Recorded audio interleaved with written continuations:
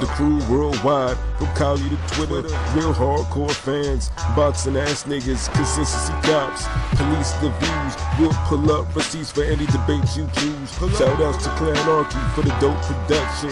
Ring Gang stay with the best discussions. Ring Gang Radio.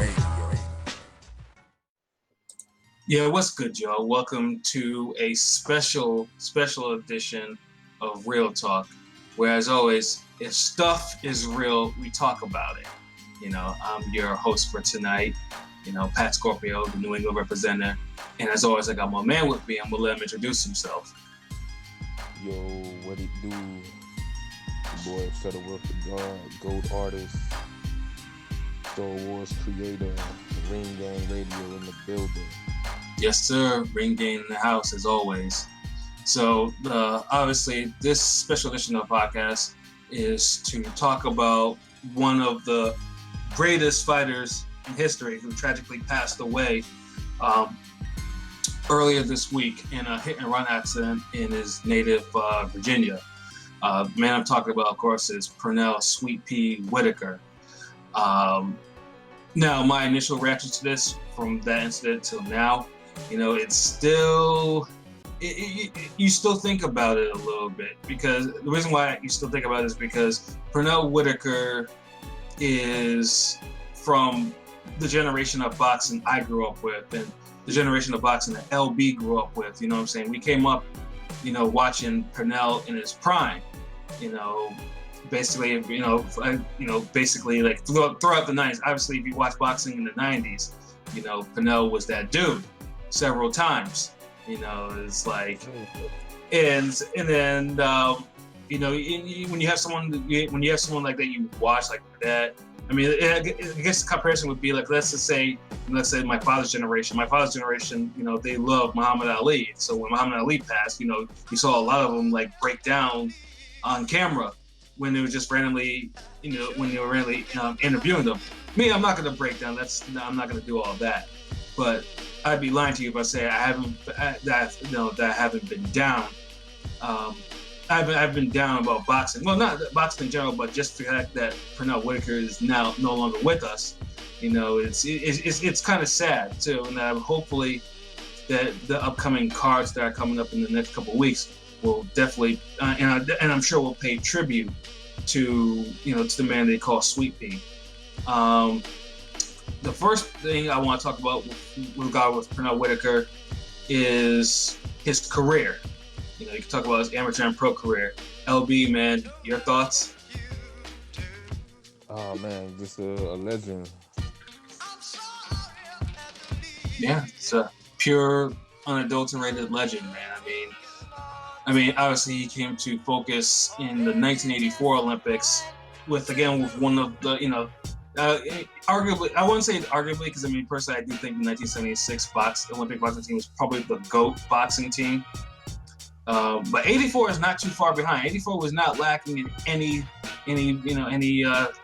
figment of the imagination. They had some heavy hitters, they had Mark Braylon, they had Mildred Taylor, Vander Holyfield, Tyrell Biggs, they had some, and then Pernell was there, up in there, and he's a gold medalist.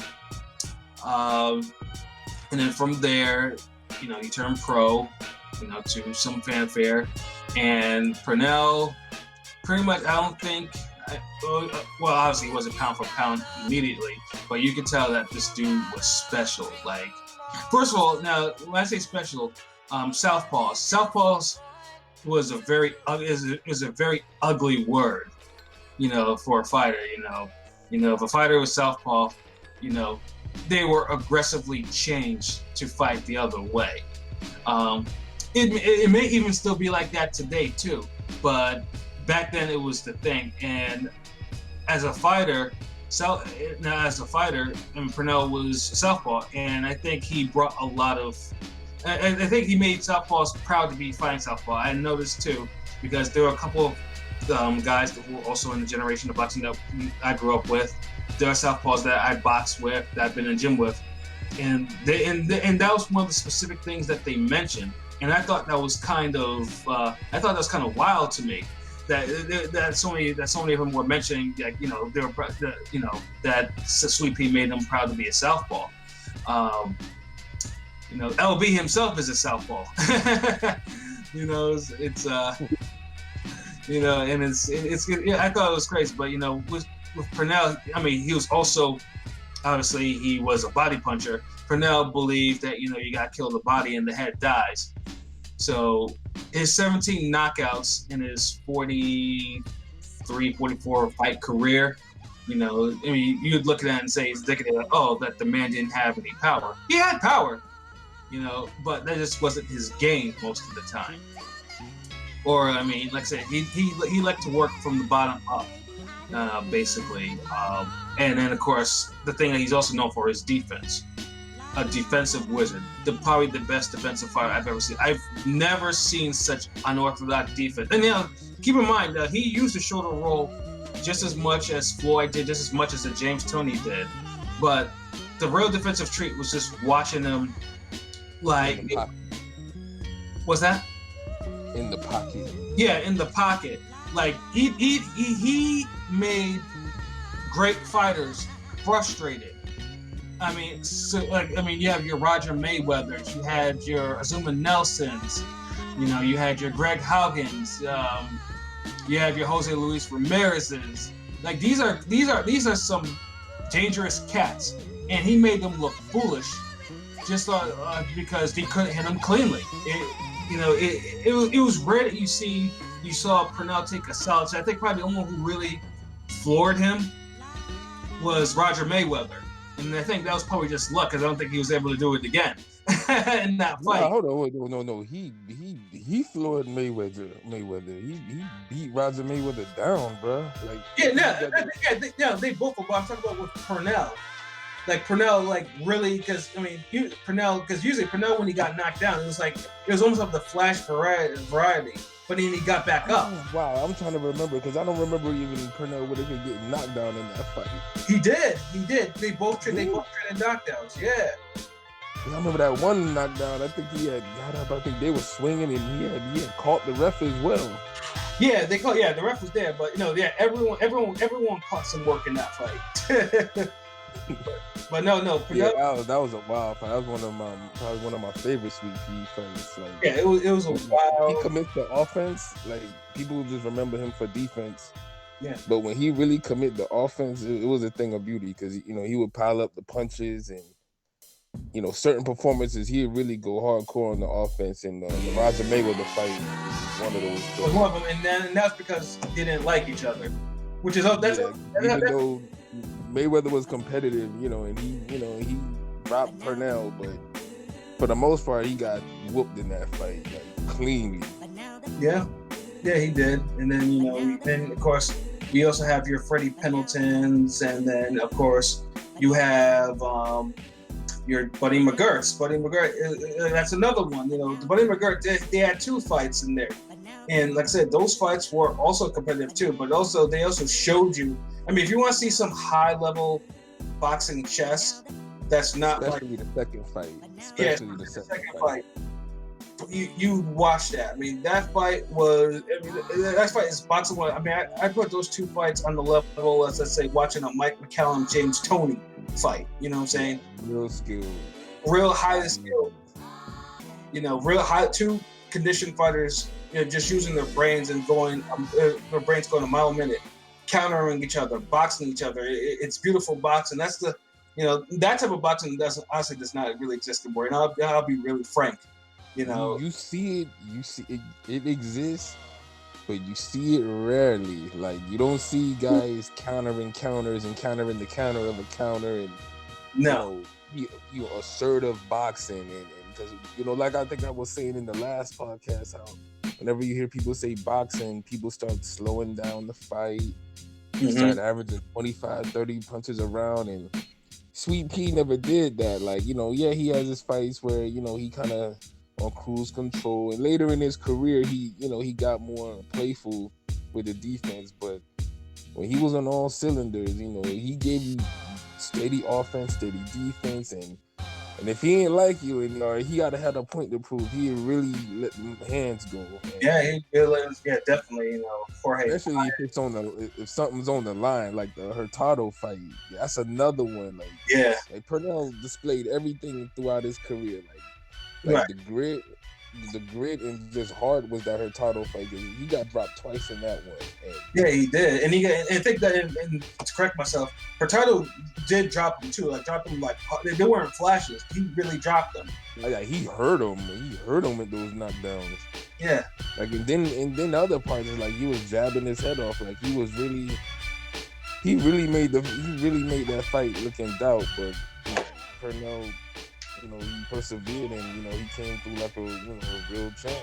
Yeah, and you know, and of course that would set up, you know, that would set up a huge multi-million fight with Oscar De La Hoya. But we will get to that fight. We'll get to that fight shortly.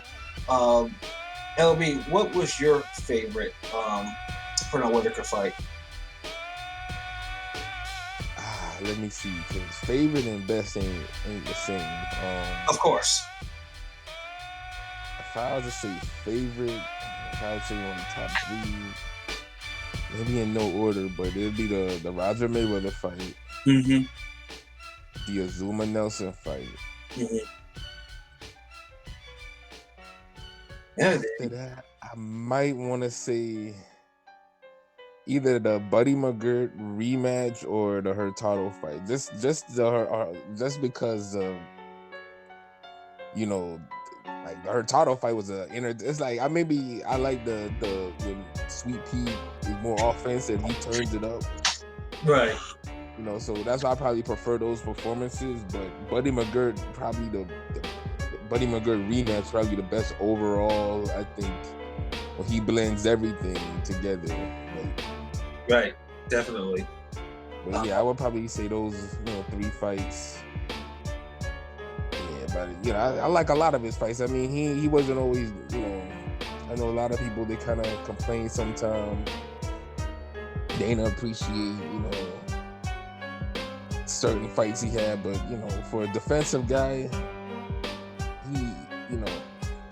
he gave you, for the most part, he gave you entertaining bouts, like at least decent fights at the end of the day. Like, Right. you got a lot of spoilers now and guys who are defensive minded and they're not consistent. Like they get into and I'm talking about in their prime. Like we're not talking about, you know, Sweet Pea when he, you know, later in his career. I'm talking about these guys are in their prime trying to compare to him, and you know, they don't have that consistent strong right jab that Pernell had. Right. And not stepping to the side and digging into the body like they're supposed to. Right. So, you know, they try to do all the defensive stuff, but it doesn't work out because, you know, they forget the offense. You know, you gotta mix it both, you know. And, you know, Pernell, like you said, you may have not had like a lot of, you know, crazy power, but you felt his punches. You definitely weren't just running him over, and you know, he was tough. Like, yeah, exactly. And then man, it's just crazy, man. Just like almost a perfect fighter, if you want to say. right. I mean, yeah, and especially usually with Pernell Whitaker in terms of how he's compared to, like, I mean, obviously when you talk about, Pernell Whitaker is probably one of the few fighters in the modern era of fighters that are compared to like fighters from the 20s, 30s, 40s, 50s, that type of stuff like that, because of the type of fighter he was, simply because he was a hard fighter. I mean, you could hit him, you can graze him, he may go down like on some flash type of deal, but he'd get up. And, like, he was a hard guy to consider. Like, you'd have to work against Pernell Whitaker. And most of the time you get frustrated. Like, imagine seeing grown men throwing fits in the ring because they couldn't hit him cleanly, like, or they were victim of this jab, and like Greg Haugen was, and his, you know, he had trademarks all over his face. You know, it's just like, and let's say he was the first person as a kid that made defense look cool, because there were a lot of fighters back then, like the ones that were in your video games and whatnot, in back in the day. Some of them, yeah, they had defense, but they also were punchers, were above average punchers. So Pernell, and that's where Pernell differed from them. He wasn't like that, but his defense was just above average. I mean, like imagine squatting so low that and still not fighting, still not being able to like hit them, not even on top of the head, not even anything of that nature. And Pernell was doing that was a trademark. That low dip he used to do, and you swinging for the fences with these hooks, and you just can't get him, and he's like right in front of you. Like, right. That's the amazing. That's the crazy part. Like, I mean, he'll do that in the middle of the ring, or he'll do that on the ropes or in the corner, and then casually slip to the left, out of there, to his left, out of the way. It was beautiful. And then like his, for example, was like, okay, defensive fighting can be cool. I mean, obviously, because you have to learn some defense, because else, the more punishment you take, your body will accumulate. Defense as well, though. It just wasn't all the flash and pizzazz. I know a lot of people remember the little dips and maybe the shoulder roll, but he had good traditional reflexes as well. It's just he had like godlike reflexes that enhanced all of those basic skills, and he had great fighter instincts as well. Like he knew what direction to park his body in. If a punch is going this way, he knew how to ride with shots. Right, exactly. Just the full blown defense. Like if defense was an attribute 1 through 10, and we're giving fighters points, Pernell Whitaker is like on a 10. Yeah, exactly. And then just so and a guy like a Brandon Rios would be more like a 5 or a 6. You gotta put it in perspective. And, yeah. I'm not trying to get no jokes, because I'm a fan of Brandon Rios. He's a good fighter too. But we all know that wasn't his strong defense. Wasn't his strong point, but he did have a great jab, just like Pernell Whitaker. He did. You have a great jab. That's winning half the battle right there in boxing. Yeah, you're exactly right. And I believe it was definitely on display in my favorite fight for him when he moved up and won the 154 belt from Julio Cesar Vasquez. Yeah, now Julio Cesar Vasquez is probably one of the more underrated champions. He's a win people don't talk about like that. You're right. No, Julio Cesar Vasquez was streaking. Like, I mean, when Pernell beat him, he was like 53-1. And he's known for taking the 0 off Winky Wright, a young Winky Wright. Yeah. That's the fight. He dropped Winky like a bunch of times. Yeah, like 5 times. Wow, man. Yeah. Julio Cesar Vasquez was a very, very dangerous guy. And for him to move up like he did and, to basically outbox him, although I think he got flashed in that fight, but to outbox him clearly and widely to win a belt, that says something. Like, I mean, probably, let's say with Pernell, if he wanted to, he probably could have gone up to the middleweight division in the 90s, because frankly, by the 90s, the middleweight division wasn't really that great. I don't think he had the physicality for the middleweights. Like 154 was just about right. Yeah, but it's just some of the middleweight the boxing gods at 160. I mean, but I'm saying though, some of the middleweight champions of that era were just horrid. If you want to be real. Yeah, I mean, they were you're right, because at that time, Roy was already up. Yeah, Hopkins cleaning things up. I mean, back then, because top half of the 90s for middleweights was fine, but when he started getting older, like the Julian Jacksons, he got older. Gerald McClellan, unfortunately, was no longer a factor. Was it Reggie Johnson wasn't there? Mike McCallum, John David Jackson. They were all. They were all starting to get out of that division, or they're starting to age. I mean, you had champions like William Joppy, or that Japanese cat, or even more appallingly, Julio Cesar Green. It's like, I mean, Bernard Hopkins really was probably the only really great middleweight from the mid-90s on. Like, that's just being real talk, And even then, he wasn't, he still wasn't. It wasn't more until the late 90s where he started really getting a hold of that division, and then, the tournament and all that. But that's a little further down. Yeah, Keith Holmes, the Hassan Sharifis. Yeah, it was a division I probably could have seen him. He could have picked up a middleweight belt because these cats didn't handle. Thinking back, I mean, if he was selective enough, he could have. Yeah, he could have definitely picked a middleweight champion because they were all splintered back then. Yeah, he could have picked and chose, but you know what? I don't even put that. I don't even hold that against him because from coming from lightweight to 154.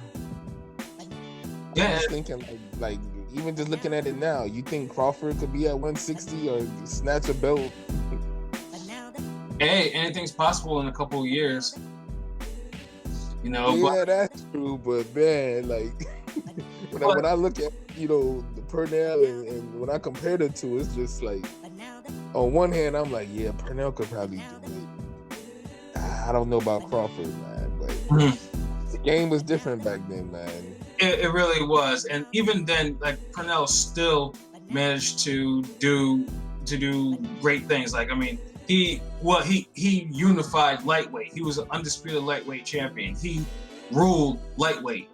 Like I said, and then he moved up to 140 on a one fight deal, and he became champion, and then he vacated it. But then after that, though, he beat Buddy McGirt for the welterweight title, and he was also lineal in that division, and he held that pretty much for the remaining years of his prime. And of course, like I said, during his welter rank going up to becoming light middleweight champ. He definitely accomplished more than enough. Like and when I say that he could have gone up to middleweight, it's not just not to downplay what he already had done.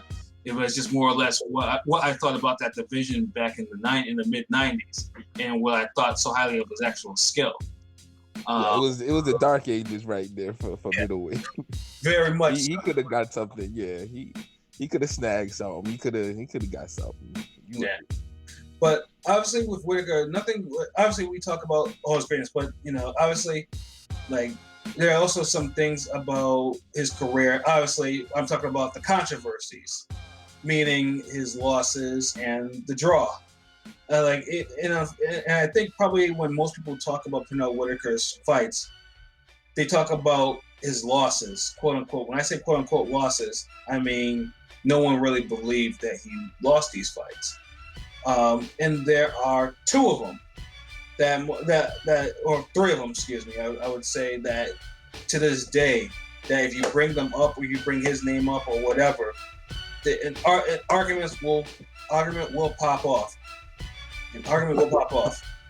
We'll go to the most well-known one, his fight against Julio Cesar Chavez in 1993.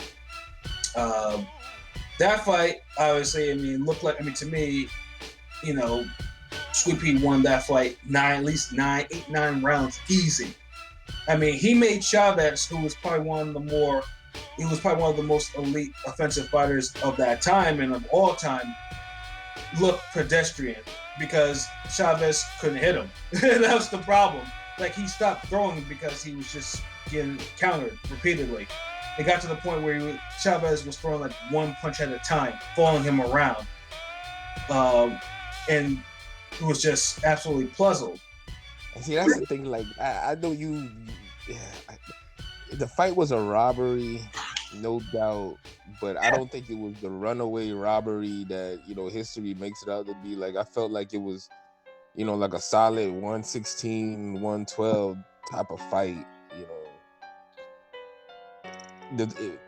It being a draw makes it bad because it's almost like one of the.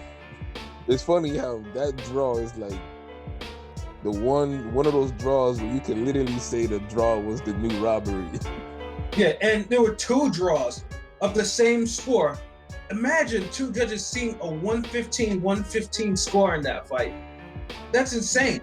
You see, that's what makes it worse. It's like that 115 score, because you never, like, how it's like you basically just say, you know what, I'm just giving them. I like them both. Yeah. Score both rounds. Yeah, 10 apiece. Like, imagine being the announcer and you got that card that day, and you're like, 115, man. They might riot in here. Right. Yo, y'all get my car ready. Right. So that really makes it look worse. Kind of like how not to stray away too much, but like that first Paul Williams Sergio Martinez fight. Yeah. Like Paul Williams won that fight to me clearly. And it was a great all-time great fight, you know, fight of the year candidate, but that one judge scorecard just made it look so bad that, you know, it made people forget that, you know what? It made people almost feel like Sergio was robbed, and he wasn't. It was just bad scoring. Exactly. So that does make, you know, fights look worse with this, when you have some kind of shenanigans going on with the cards. But exactly, it still was a bad draw, you know. Yeah, it was a bad draw, and it was so bad draw. I mean, basically, they fought in Texas, and that's Mexican territory. The Mexicans were booing that decision. Imagine, and Julio Cesar Chavez is a god in Mexican culture, Mexican boxing, Mexican everything. Imagine they were booing that decision. And to put it in perspective, it was like Canelo Golovkin won on steroids. Exactly, perfect. For the young heads out there, so they could be like, "Oh man, wow, like it's that bad."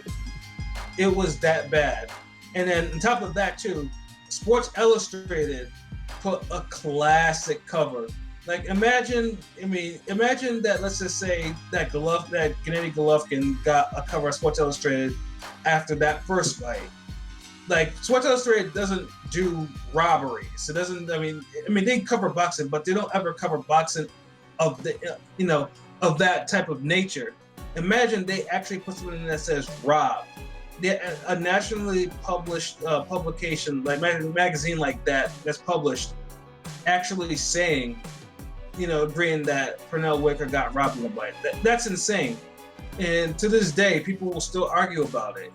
They say, Chavez, and every Mexican boxing fans, it's still a point of argument.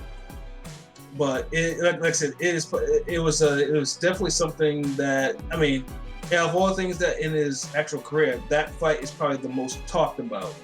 For all our, and it showed, it was good because everyone got to see that Pernell, obviously was probably one of the most skillful fighters alive, but it was bad. And it's like he couldn't get it's like how we say it, it's like he was at his biggest stage, but he couldn't get his just due. Like his career probably would be looked at a little differently if he would have got the official win for that fight. Yeah, because he would have taken one of the zeros because he was undefeated, and then of course later on that year Frankie Randall took his zero, and that was that, and of course the mess around that in the rematch that could be a whole nother topic if we ever wanted to get into Julio Cesar Chavez how in the 90s, but we will save that for another time. But yeah, and then of course you have the second fight that's mentioned, his fight with De La Hoya. Now, as LB mentioned before, the Hurtado fight was what he had to win in order to get that fight, and he almost blew it. But like a champion that he is, he came roaring back and scored a highlight reel knockout of Hurtado. A brutal one at that, to get the show. It's like, just imagine, it looked like one of those, like you see one of those, high school fights on World Star. Yeah. Somebody just hitting somebody over the desk, they leaning and just pow, pow, like, yeah. They can break it up. That's that knockout.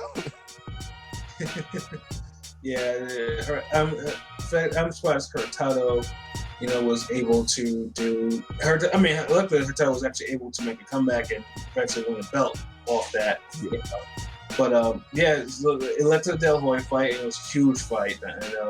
Definitely. I definitely remember me, my father, my uncle. We watched this fight, and we watched Pernell make Oscar. Well, I'll say this before I go into that. I don't think this fight was a complete robbery. The reason why I say it's not complete robbery. Well, the scores were nonsense. That I will say under the sun.